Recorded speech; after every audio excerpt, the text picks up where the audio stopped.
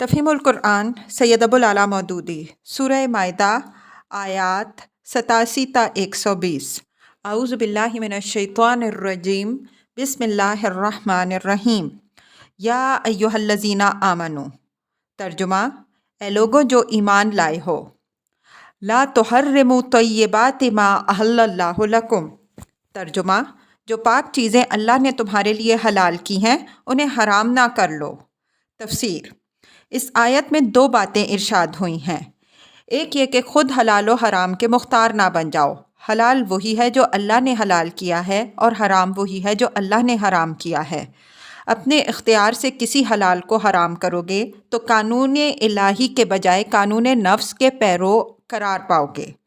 دوسری بات یہ کہ عیسائی راہبوں، ہندو جوگیوں، بدھ مذہب کے بھکشوؤں اور اشراقی متصوفین کی طرح رہبانیت اور قطع لذات کا طریقہ اختیار نہ کرو۔ مذہبی ذہنیت کے نیک مزاج لوگوں میں ہمیشہ یہ میلان پایا جاتا ہے کہ نفس و جسم کے حقوق ادا کرنے کو وہ روحانی ترقی میں مانع سمجھتے ہیں، اور یہ گمان کرتے ہیں کہ اپنے آپ کو تکلیف میں ڈالنا، اپنے نفس کو دنیاوی لذتوں سے محروم کرنا اور دنیا کے سامان زیست سے تعلق توڑنا بجائے خود ایک نیکی ہے، اور خدا کا تقرب اس کے بغیر حاصل نہیں ہو سکتا۔ صحابہ کرام رضی اللہ عنہم اجمعین میں بھی بعض لوگ ایسے تھے جن کے اندر یہ ذہنیت پائی جاتی تھی۔ چنانچہ ایک مرتبہ نبی صلی اللہ علیہ وسلم کو معلوم ہوا کہ بعض صحابیوں نے عہد کیا ہے کہ ہمیشہ دن کو روزہ رکھیں گے، راتوں کو بستر پر نہ سوئیں گے بلکہ جاگ جاگ کر عبادت کرتے رہیں گے، گوشت اور چکنائی استعمال نہ کریں گے، عورتوں سے واسطہ نہ رکھیں گے۔ اس پر آپ صلی اللہ علیہ وسلم نے ایک خطبہ دیا اور اس میں فرمایا کہ مجھے ایسی باتوں کا حکم نہیں دیا گیا ہے، تمہارے نفس کے بھی تم پر حقوق ہیں، روزہ بھی رکھو اور کھاؤ پیو بھی، راتوں کو قیام بھی کرو اور سو بھی۔ مجھے دیکھو، میں سوتا بھی ہوں اور قیام بھی کرتا ہوں، روزے بھی رکھتا ہوں اور نہیں بھی رکھتا، گوشت بھی کھاتا ہوں اور گھی بھی، بس جو میرے طریقے کو پسند نہیں کرتا وہ مجھ سے نہیں ہے۔ پھر فرمایا، یہ لوگوں کو کیا ہو گیا ہے کہ انہوں نے عورتوں کو اور اچھے کھانے کو اور خوشبو اور نیند اور دنیا کی لذتوں کو اپنے اوپر حرام کر لیا ہے۔ میں نے تو تمہیں یہ تعلیم نہیں دی کہ تم راہب اور پادری بن جاؤ۔ میرے دین میں نہ عورتوں اور گوشت سے اجتناب ہے اور نہ گوشہ گیری و غزلت نشینی ہے۔ ضبط نفس کے لیے میرے ہاں روزہ ہے۔ رہبانیت کے سارے فائدے یہاں جہاد سے حاصل ہوتے ہیں۔ اللہ کی بندگی کرو، اس کے ساتھ کسی کو شریک نہ کرو، حج اور عمرہ کرو، نماز قائم کرو اور زکوٰۃ دو اور رمضان کے روزے رکھو۔ تم سے پہلے جو لوگ ہلاک ہوئے وہ اس لیے ہلاک ہوئے کہ انہوں نے اپنے اوپر سختی کی، اور جب انہوں نے خود اوپر سختی کی تو اللہ نے بھی ان پر سختی کی۔ یہ انہی کے بقایا ہیں جو تم کو صومعوں اور خانقاہوں میں نظر آتے ہیں۔ اسی سلسلے میں بعض روایات سے یہاں تک معلوم ہوتا ہے کہ ایک صحابی کے متعلق نبی صلی اللہ علیہ وسلم نے سنا کہ وہ ایک مدت سے اپنی بیوی کے پاس نہیں گئے اور شب و روز عبادت میں مشغول رہتے ہیں، تو آپ صلی اللہ علیہ وسلم نے بلا کر ان کو حکم دیا کہ ابھی اپنی بیوی کے پاس جاؤ۔ انہوں نے کہا، میں روزے میں ہوں۔ آپ صلی اللہ علیہ وسلم نے فرمایا، روزہ توڑ دو اور جاؤ۔ حضرت عمر رضی اللہ عنہ کے زمانے میں ایک خاتون نے شکایت پیش کی کہ میرے شوہر دن بھر روزہ رکھتے ہیں اور رات بھر عبادت کرتے ہیں اور مجھ سے کوئی تعلق نہیں رکھتے۔ حضرت عمر رضی اللہ عنہ نے مشہور تابعی بزرگ کعب بن سول الازری کو ان کے مقدمے کی سماعت کے لیے مقرر کیا، اور انہوں نے فیصلہ دیا کہ اس خاتون کے شوہر کو 3 راتوں کے لیے اختیار ہے کہ جتنی چاہے عبادت کریں، مگر چوتھی رات لازماً ان کی بیوی کا حق ہے۔ وَلَا تَعْتَدُوا، ترجمہ: اور حد سے تجاوز نہ کرو۔ تفسیر: حد سے تجاوز کرنا وسیع مفہوم کا حامل ہے۔ حلال و حرام کرنا اور خدا کی ٹھہرائی ہوئی پاک چیزوں سے اس طرح پرہیز کرنا کہ گویا وہ ناپاک ہے، یہ بجائے خود ایک زیادتی ہے۔ پھر پاک چیزوں کے استعمال میں اسراف اور افراط بھی زیادتی ہے۔ پھر حلال کی سرحد سے باہر قدم نکال کر حرام کے حدود میں داخل ہونا بھی زیادتی ہے۔ اللہ کو یہ تینوں باتیں ناپسند ہیں۔ ان اللہ لا یحب المعتدین، ترجمہ: اللہ کو زیادتی کرنے والے سخت ناپسند ہیں۔ وَكُلُوا مِمَّا رَزَقَكُمُ اللَّهُ حَلَالًا طَيِّبًا۔ ترجمہ: جو کچھ حلال و طیب رزق اللہ نے تم کو دیا ہے اسے کھاؤ پیو۔ وَاتَّقُوا اللَّهَ الَّذِي أَنْتُمْ بِهِ مُؤْمِنُونَ۔ ترجمہ: اور اس خدا کی نافرمانی سے بچتے رہو جس پر تم ایمان لائے ہو۔ لا يؤاخذكم الله باللغو في أيمانكم۔ ترجمہ: تم لوگ جو مہمل قسمیں کھا لیتے ہو ان پر اللہ گرفت نہیں کرتا۔ ولكن يؤاخذكم بما عقدتم الأيمان۔ ترجمہ: مگر جو قسمیں تم جان بوجھ کر کھاتے ہو ان پر وہ ضرور تم سے مواخذہ کرے گا۔ فَكَفَّارَتُهُ إِطْعَامُ عَشَرَةِ مَسَاكِينَ مِنْ أَوْسَطِ مَا تُطْعِمُونَ أَهْلِيكُمْ أَوْ كِسْوَتُهُمْ أَوْ تَحْرِيرُ رَقَبَةٍ۔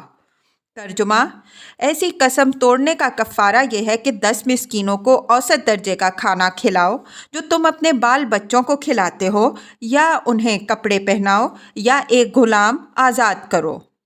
فَمَن لَّمْ يَجِدْ فَصِيَامُ ثَلَاثَةِ أَيَّامٍ۔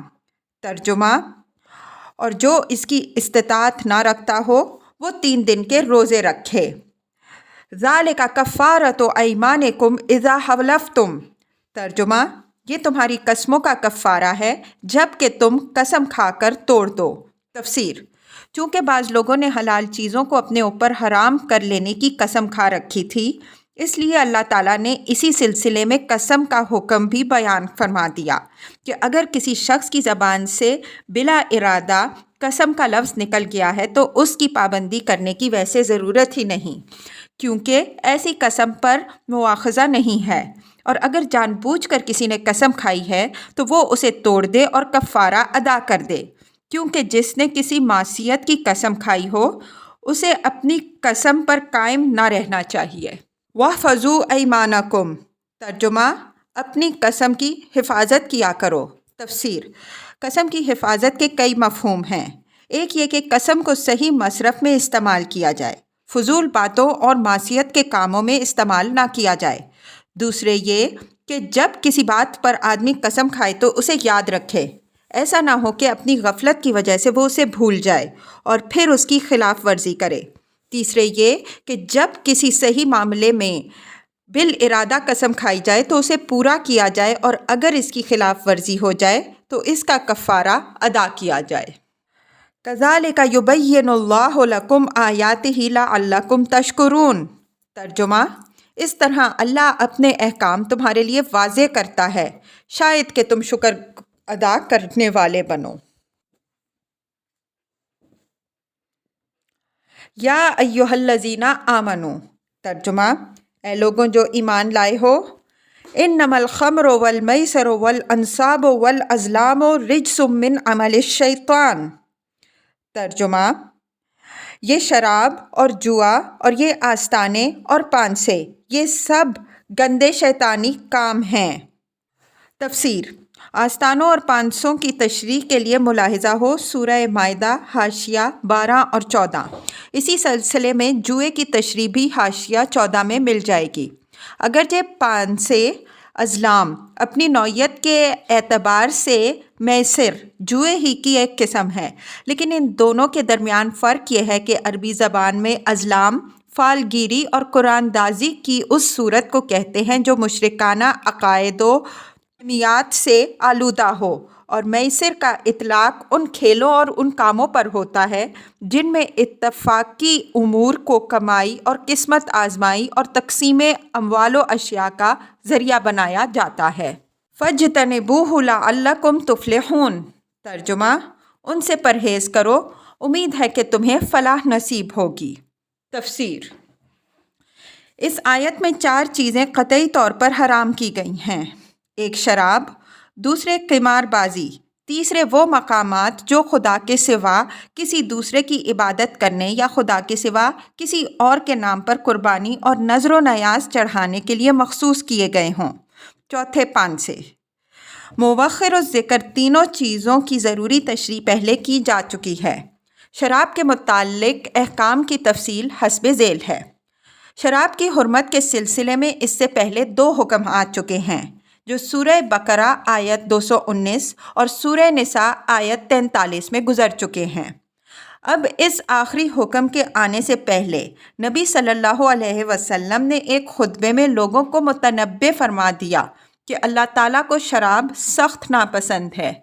بعید نہیں کہ اس کی قطعی حرمت کا حکم آ جائے، لہٰذا جن جن لوگوں کے پاس شراب موجود ہو وہ اسے فروخت کر دیں۔ اس کے کچھ مدت بعد یہ آیت نازل ہوئی اور آپ صلی اللہ علیہ وسلم نے اعلان کرایا کہ اب جن کے پاس شراب ہے وہ نہ اسے پی سکتے ہیں نہ بیچ سکتے ہیں، بلکہ وہ اسے ضائع کر دیں۔ چنانچہ اسی وقت مدینہ کی گلیوں میں شراب بہا دی گئی۔ بعض لوگوں نے پوچھا، ہم یہودیوں کو تحفتاً کیوں نہ دے دیں؟ آپ صلی اللہ علیہ وسلم نے فرمایا، جس نے یہ چیز حرام کی ہے اس نے اسے تحفتاً دینے سے بھی منع کر دیا ہے۔ بعض لوگوں نے پوچھا، ہم شراب کو سرکے میں کیوں نہ تبدیل کر لیں؟ آپ صلی اللہ علیہ وسلم نے اس سے بھی منع فرمایا اور حکم دیا کہ نہیں، اسے بہا دو۔ ایک صاحب نے باصرار دریافت کیا کہ دوا کے طور پر استعمال کی تو اجازت ہے؟ فرمایا نہیں، وہ دوا نہیں بلکہ بیماری ہے۔ ایک اور صاحب نے عرض کیا، یا رسول اللہ صلی اللہ علیہ وسلم، ہم ایک ایسے علاقے کے رہنے والے ہیں جو نہایت سرد ہے اور ہمیں محنت بھی بہت کرنی پڑتی ہے۔ ہم لوگ شراب سے تھکان اور سردی کا مقابلہ کرتے ہیں۔ آپ صلی اللہ علیہ وسلم نے پوچھا، جو چیز تم پیتے ہو وہ نشہ کرتی ہے؟ انہوں نے عرض کیا ہاں۔ فرمایا تو اس سے پرہیز کرو۔ انہوں نے عرض کیا مگر ہمارے علاقے کے لوگ تو نہیں مانیں گے۔ فرمایا اگر وہ نہ مانیں تو ان سے جنگ کرو۔ ابن عمر رضی اللہ عنہ کی روایت ہے کہ حضور صلی اللہ علیہ وسلم نے فرمایا، اللہ تعالیٰ نے لعنت فرمائی ہے شراب پر اور اس کے پینے والے پر اور اس کے پلانے والے پر اور اس کے بیچنے والے پر اور اس کے خریدنے والے پر اور کشید کرنے والے پر اور کشید کرانے والے پر اور ڈھو کے لانے والے پر اور اس شخص پر جس کے لیے وہ ڈھو کر لائی گئی ہو۔ ایک اور حدیث میں ہے کہ نبی صلی اللہ علیہ وسلم نے اس دسترخوان پر کھانا کھانے سے منع فرما دیا جس پر شراب پی جا رہی ہو۔ ابتداً آپ صلی اللہ علیہ وسلم نے ان برتنوں تک کے استعمال کو منع فرما دیا جس میں شراب بنائی اور پی جاتی تھی۔ بعد میں جب شراب کی حرمت کا حکم پوری طرح نافذ ہو گیا تب آپ صلی اللہ علیہ وسلم نے برتنوں پر سے یہ قید اٹھا دی۔ خمر کا لفظ عربی میں انگوری شراب کے لیے استعمال ہوتا ہے اور مجازاً گیہوں، جو، کشمش، کھجور اور شہد کی شرابوں کے لیے بھی یہ لفظ بولتے تھے، مگر نبی صلی اللہ علیہ وسلم نے حرمت کے اس حکم کو تمام ان چیزوں پر عام قرار دیا جو نشہ پیدا کرنے والی ہیں۔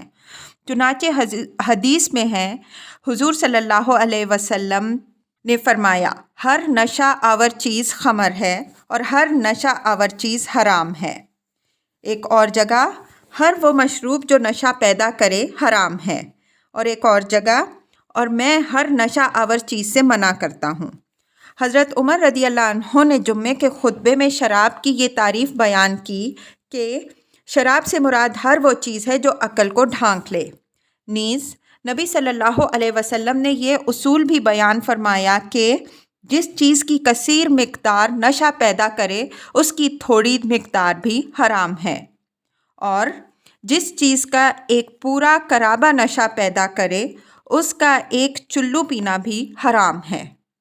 نبی صلی اللہ علیہ وسلم کے زمانے میں شراب پینے والے کے لیے کوئی مخصوص سزا مقرر نہ تھی۔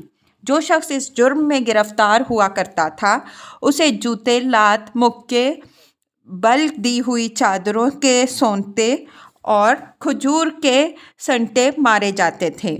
زیادہ سے زیادہ 40 ضربیں آپ صلی اللہ علیہ وسلم کے زمانے میں اس جرم پر لگائی گئی ہیں۔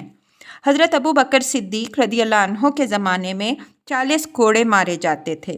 حضرت عمر رضی اللہ عنہ کے زمانے میں بھی ابتداً 40 کوڑے ہی کی سزا تھی۔ پھر جب انہوں نے دیکھا کہ لوگ اس جرم سے باز نہیں آتے تو انہوں نے صحابہ کرام رضی اللہ عنہم اجمعین کے مشورے سے 80 کوڑے کی سزا مقرر کی۔ اسی سزا کو امام مالک رحمہ اللہ اور امام ابو حنیفہ رحمہ اللہ اور ایک اور روایت کے بموجب امام شافعی رحمہ اللہ شراب کی حد قرار دیتے ہیں، مگر امام احمد ابن حنبل رحمہ اللہ اور ایک دوسری روایت کے مطابق امام شافعی رحمہ اللہ 40 کوڑوں کے قائل ہیں، اور حضرت علی رضی اللہ عنہ نے بھی اسی کو پسند فرمایا۔ شریعت کی روح سے یہ بات حکومت اسلامی کے فرائض میں داخل ہے کہ وہ شراب کی بندش کے اس حکم کو بزور و قوت نافذ کرے۔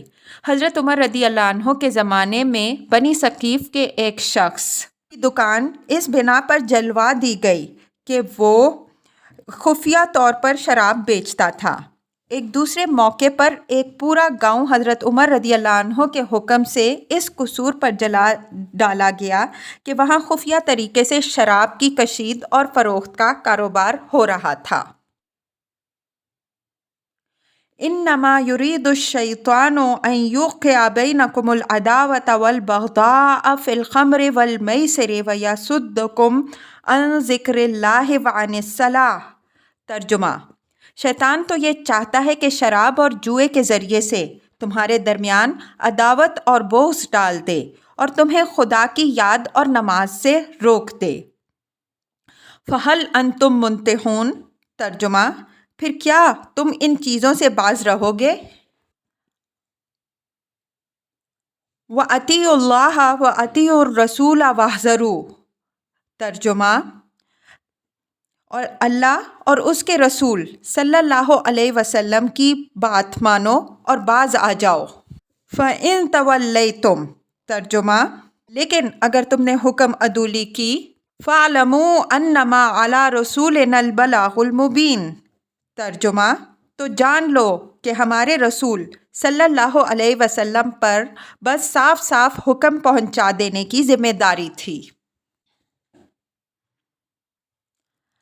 لَيْسَ عَلَى الَّذِينَ آمَنُوا وَعَمِلُوا الصَّالِحَاتِ جُنَاحٌ فِيمَا طَعِمُوا إِذَا مَا اتَّقَوا وَآمَنُوا وَعَمِلُوا الصَّالِحَاتِ ثُمَّ اتَّقَوا وَآمَنُوا ثُمَّ اتَّقَوا وَأَحْسَنُوا۔ ترجمہ: جو لوگ ایمان لے آئے اور نیک عمل کرنے لگے، انہوں نے پہلے جو کچھ کھایا پیا تھا اس پر کوئی گرفت نہ ہوگی، بشرطے کہ وہ آئندہ ان چیزوں سے بچے رہیں جو حرام کی گئی ہیں، اور ایمان پر ثابت قدم رہیں اور اچھے کام کریں۔ پھر جس جس چیز سے روکا جائے اس سے رکیں، اور جو فرمان الہی ہو اسے مانیں، پھر خدا ترسی کے ساتھ نیک رویہ رکھیں۔ واللہ یحب المحسنین۔ ترجمہ: اللہ نیک کردار کے لوگوں کو پسند کرتا ہے۔ یا ایھا الذین آمنوا۔ ترجمہ: اے لوگوں جو ایمان لائے ہو۔ لَيَبْلُوَنَّكُمُ اللَّهُ بِشَيْءٍ مِّنَ الصَّيْدِ تَنَالُهُ أَيْدِيكُمْ وَرِمَاحُكُمْ لِيَعْلَمَ اللَّهُ مَن يَخَافُهُ بِالْغَیْبِ۔ ترجمہ: اللہ تمہیں اس شکار کے ذریعے سے سخت آزمائش میں ڈالے گا جو بالکل تمہارے ہاتھوں اور نیزوں کی زد میں ہوگا، یہ دیکھنے کے لیے کہ تم میں سے کون اس سے غائبانہ ڈرتا ہے۔ فَمَنِ اعْتَدَىٰ بَعْدَ ذَٰلِكَ فَلَهُ عَذَابٌ أَلِيمٌ۔ ترجمہ: پھر جس نے اس تنبیہ کے بعد اللہ کی مقرر کی ہوئی حد سے تجاوز کیا، اس کے لیے دردناک سزا ہے۔ یا ایھا الذین آمنوا لا تقتلوا الصید وانتم حرم۔ ترجمہ: اے لوگوں جو ایمان لائے ہو، احرام کی حالت میں شکار نہ مارو۔ تفسیر: شکار خواہ آدمی خود کرے یا کسی دوسرے کو شکار میں کسی طور پر مدد دے، دونوں باتیں حالت احرام میں منع ہیں۔ نیز اگر محرم کی خاطر شکار مارا گیا ہو تب بھی اس کا کھانا محرم کے لیے جائز نہیں ہے، البتہ اگر کسی شخص نے اپنے لیے خود شکار کیا ہو اور پھر وہ اس سے محرم کو بھی تحفتاً کچھ دے دے تو اس کے کھانے میں کوئی مذائقہ نہیں۔ اس حکم عام سے موذی جانور مستثنیٰ ہے۔ سانپ، بچھو، باولا کتا اور ایسے دوسرے جانور جو انسان کو نقصان پہنچانے والے ہیں، حالت احرام میں مارے جا سکتے ہیں۔ وَمَنْ قَتَلَهُ مِنْكُمْ مُتَعَمِّدًا فَجَزَاءٌ مِثْلَ مَا قَتَلَ مِنَ النَّعِمِ يَحْكُمُ بِهِ ذَوَا عَدْلٍ مِنْكُمْ۔ ترجمہ: اور اگر تم میں سے کوئی جان بوجھ کر ایسا کر گزرے تو جو جانور اس نے مارا ہو اسی کے ہم پلہ ایک جانور اسے مویشیوں میں سے نظر دینا ہوگا، جس کا فیصلہ تم میں سے 2 عادل آدمی کریں گے۔ ہدیم بالغ الکعبۃ او کفارۃ طعام مساکین او عدل ذالک صیاما لیذوق وبال امرہ۔ ترجمہ: اور یہ نذرانہ کعبہ پہنچایا جائے گا، یا نہیں تو اس گناہ کے کفارے میں چند مسکینوں کو کھانا کھلانا ہوگا، یا اس کے بقدر روزے رکھنے ہوں گے۔ تفسیر: ان امور کا فیصلہ بھی 2 عادل آدمی ہی کریں گے کہ کس جانور کے مارنے پر آدمی کتنے مسکینوں کو کھانا کھلائے گا یا کتنے روزے رکھے گا۔ عفا اللہ عما سلف۔ ترجمہ: پہلے جو کچھ ہو چکا اسے اللہ نے معاف کر دیا۔ ومن عادى فینتقم اللہ منہ۔ ترجمہ: لیکن اب اگر کسی نے اس حرکت کا اعادہ کیا تو اس سے اللہ بدلہ لے گا۔ واللہ عزیز ذو انتقام۔ ترجمہ: اللہ سب پر غالب ہے اور بدلہ لینے کی طاقت رکھتا ہے۔ احل لکم صید البحر وطعامہ۔ ترجمہ: تمہارے لیے سمندر کا شکار اور اس کا کھانا حلال کر دیا گیا ہے۔ تفسیر: چونکہ سمندر کے سفر میں بسا اوقات زیادہ راہ ختم ہو جاتا ہے اور غذا کی فراہمی کے لیے بجز اس کے کہ آبی جانوروں کا شکار کیا جائے اور کوئی تدبیر ممکن نہیں ہوتی، اس لیے بحری شکار حلال کر دیا گیا۔ متاعا لکم وللسیارہ۔ ترجمہ: جہاں تم ٹھہرو وہاں بھی اسے کھا سکتے ہو اور قافلے کے لیے زیادہ راہ بھی بنا سکتے ہو۔ وحرم علیکم صید البر ما دمتم حرما۔ ترجمہ: البتہ خشکی کا شکار جب تک تم احرام کی حالت میں ہو تم پر حرام کیا گیا ہے۔ واتقوا اللہ الذی الیہ تحشرون۔ ترجمہ: پس بچو اس خدا کی نافرمانی سے جس کی پیشی میں تم سب کو گھیر کر حاضر کیا جائے گا۔ جعل اللہ الکعبۃ البیت الحرام قیاما للناس والشہر الحرام والہدی والقلائد۔ ترجمہ: اللہ نے مکان محترم کعبہ کو لوگوں کے لیے اجتماعی زندگی کے قیام کا ذریعہ بنایا ہے اور ماہ حرام اور قربانی کے جانوروں اور قلادوں کو بھی اس کام میں معاون بنا دیا ہے۔ تفسیر: عرب میں کعبے کی حیثیت محض ایک مقدس عبادت گاہ کی نہ تھی، بلکہ اپنی مرکزیت اور اپنے تقدس کی وجہ سے وہی پورے ملک کی معاشی و تمدنی زندگی کا سہارا بنا ہوا تھا۔ حج اور عمرے کے لیے سارا ملک اس کی طرف کھنچ کر آتا تھا اور اس اجتماع کی بدولت انتشار کے مارے ہوئے عربوں میں وحدت کا ایک رشتہ پیدا ہوتا تھا۔ مختلف علاقوں اور قبیلوں کے لوگ باہم تمدنی روابط قائم کرتے، شاعری کے مقابلوں سے ان کی زبان اور ادب کو ترقی نصیب ہوتی اور تجارتی لین دین سے سارے ملک کی معاشی ضروریات پوری ہوتیں۔ حرام مہینے کی بدولت عربوں کو سال کا پورا 1/3 زمانہ امن کا نصیب ہو جاتا تھا۔ بس یہی زمانہ ایسا تھا جس میں ان کے قافلے ملک کے ایک سرے سے دوسرے سرے تک بسہولت آتے جاتے تھے۔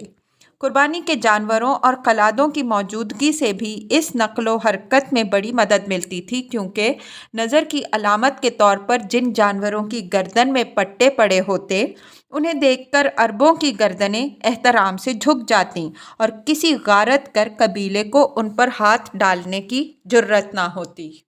ذَلِكَ لِتَعْلَمُوا أَنَّ اللَّهَ يَعْلَمُ مَا فِي السَّمَاوَاتِ وَمَا فِي الْأَرْضِ۔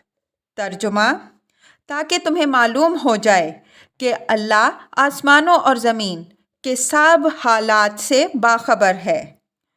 وَأَنَّ اللَّهَ بِكُلِّ شَيْءٍ عَلِيمٌ۔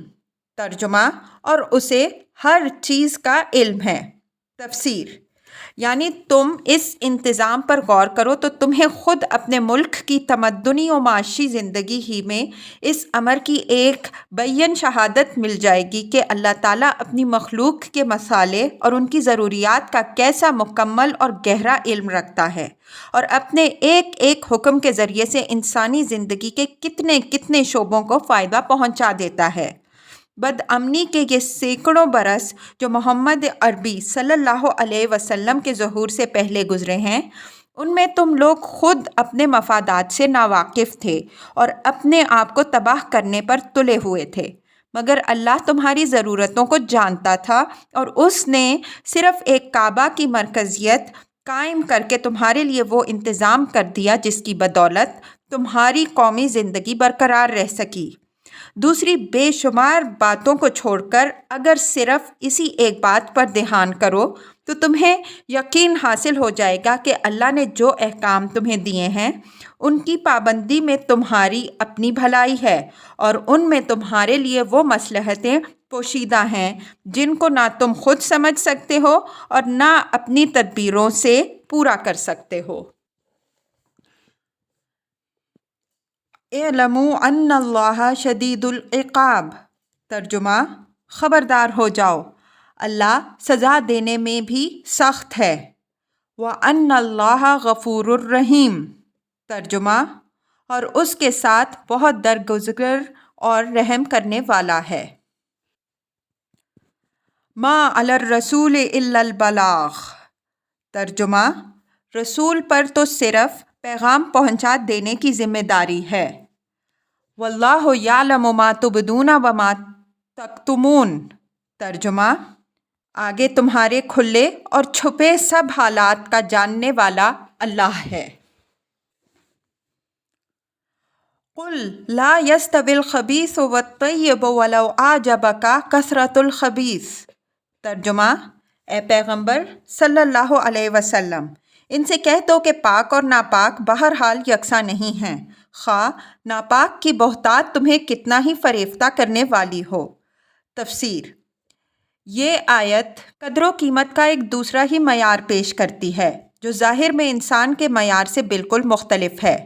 ظاہر بین نظر میں 100 روپے بمقابلہ 5 روپے کے لازماً زیادہ قیمتی ہیں کیونکہ وہ 100 ہیں اور یہ 5، لیکن یہ آیت کہتی ہے کہ 100 روپے اگر اللہ کی نافرمانی کر کے حاصل کیے ہوں تو وہ ناپاک ہیں، اور 5 روپے اگر خدا کی فرما برداری کرتے ہوئے کمائے گئے ہوں تو وہ پاک ہیں، اور ناپاک خواہ مقدار میں کتنا ہی زیادہ ہو، بہرحال وہ پاک کے برابر کسی طرح نہیں ہو سکتا۔ غلاظت کے ایک ڈھیر سے عطر کا ایک قطرہ زیادہ قدر رکھتا ہے، اور پیشاب کی ایک لبریز گند کے مقابلے میں پاک پانی کا ایک چلو زیادہ وزنی ہے۔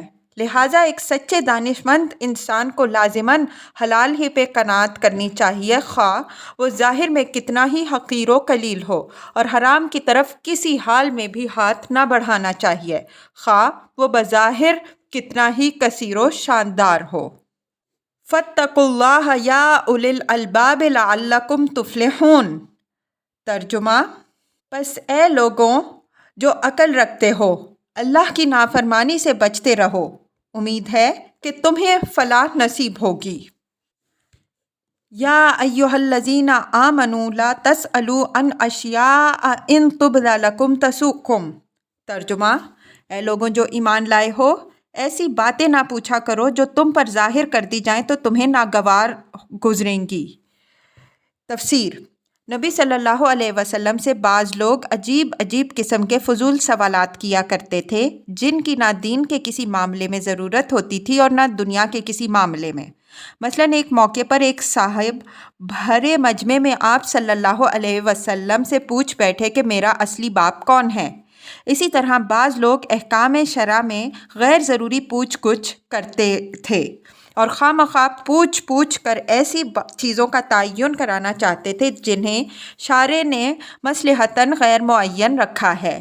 مثلاً قرآن میں یہ حکم دیا گیا تھا کہ حج تم پر فرض کیا گیا ہے۔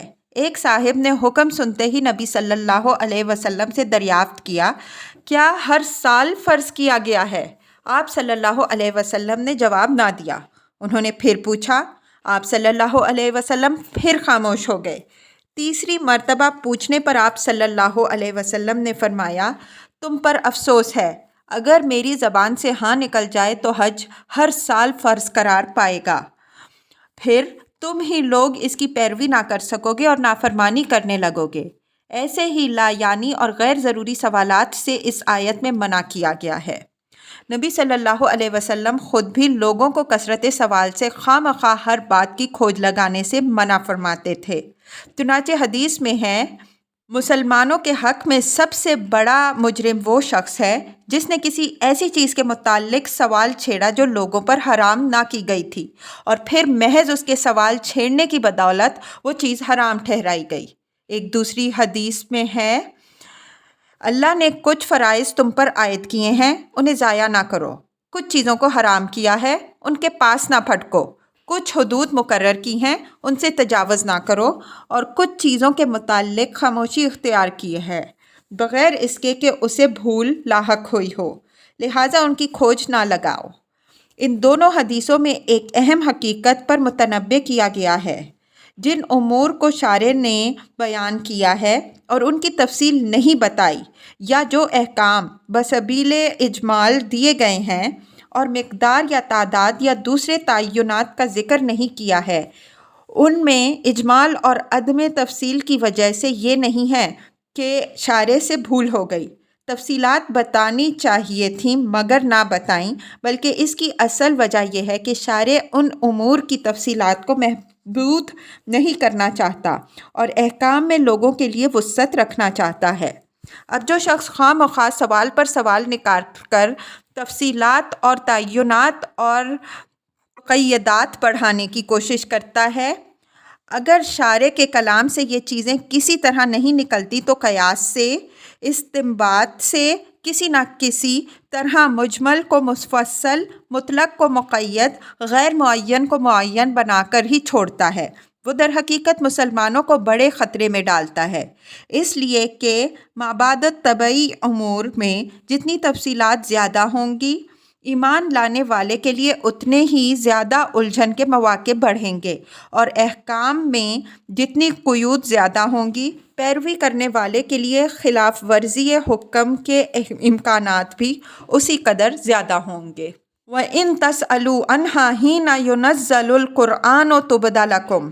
ترجمہ، لیکن اگر تم انہیں ایسے وقت پوچھو گے جب کہ قرآن نازل ہو رہا ہو تو وہ تم پر کھول دی جائیں گی۔ اللہ عنہا۔ ترجمہ، اب تک جو تم نے کیا اسے اللہ نے معاف کر دیا۔ واللہ غفور حلیم۔ ترجمہ، وہ درگزر کرنے والا اور بردبار ہے۔